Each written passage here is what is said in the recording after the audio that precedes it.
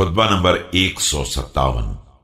آپ علیہ السلام کے خطبے کا ایک حصہ جس میں لوگوں کو تقوی پر آمادہ کیا گیا ہے۔ بسم اللہ الرحمن الرحیم۔ الحمد لله الذي جعل الحمد مفتاحا لذكره وسببا للمزيد من فضله ودليلا على آلائه وعظمته.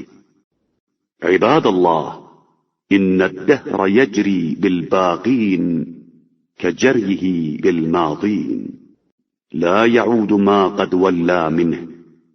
شکر ہے اس خدا کا جس نے اپنی حمد کو اپنی یاد کی کلید، اپنے فضل و کرم میں اضافے کا ذریعہ اور اپنی نعمت و عظمت کی دلیل قرار دیا ہے۔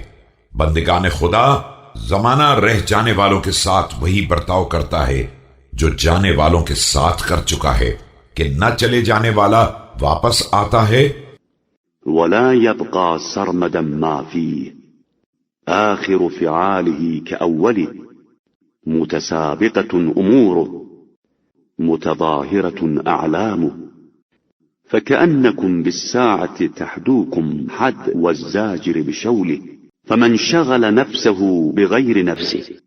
اور نہ رہ جانے والا دوام حاصل کر سکتا ہے، اس کا آخری طریقہ بھی پہلے ہی جیسا ہوتا ہے، اس کے تمام معاملات ایک جیسے اور تمام پرچم ایک دوسرے کے پیچھے لگے ہوئے ہیں۔